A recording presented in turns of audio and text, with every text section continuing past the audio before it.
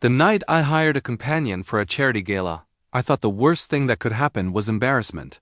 The ballroom lights were too bright. The smiles were too perfect. And I felt completely alone in a room full of people. My name is Daniel Hayes, and I live in Chicago, a city that moves fast and expects you to keep up, no matter how heavy your heart feels.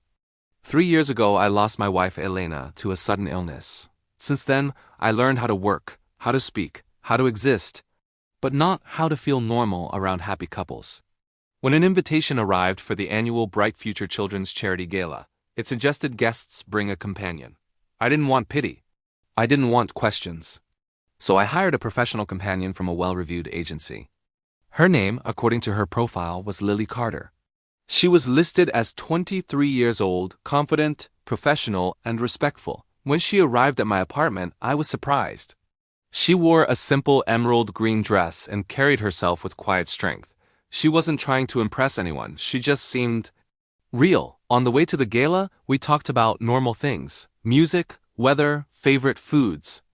Nothing forced, nothing uncomfortable. The gala took place in a luxury hotel overlooking the city skyline. Crystal lights hung above us like stars. As we walked in, I felt that familiar pressure in my chest. But Lily stayed calm, greeting people politely, listening carefully, never pretending to be someone she wasn't. People watched us. Some curious. Some judgmental. I could almost hear the silent assumptions. Later in the evening, while soft music played, she leaned slightly closer and quietly asked something that changed everything. Not about money, not about appearances. She asked if her age made me see her differently or respect her less. The question wasn't defensive. It was vulnerable. In that moment, I realized how often people are reduced to labels, age, job, background, instead of being seen as human.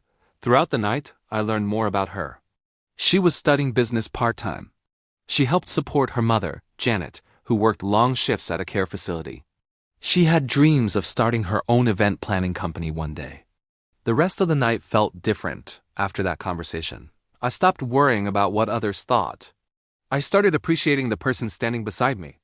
When people asked about us, I introduced her with respect, not as someone filling a role, but as someone whose presence mattered. At one point, a wealthy guest made a subtle, disrespectful joke. Before I could react, Lily calmly redirected the conversation back to the charity's mission. Her confidence wasn't loud. It was steady. By the end of the night, the charity raised more funds than expected. Everyone celebrated. But for me, the real change happened inside. For the first time since losing Elena, I felt connected to life again, not because of romance, not because of replacing the past, but because of simple human understanding. After the event, I drove Lily home. The silence in the car felt peaceful, not awkward. I thanked her, not just for attending the event, but for reminding me that everyone carries invisible battles. Weeks later, she sent me a handwritten thank you note. I kept it in my desk drawer. Since that night, I started volunteering more, mentoring young adults, speaking openly about grief, loneliness, and healing. That night didn't change my past, but it changed how I see people. Sometimes the greatest lessons don't come from grand moments.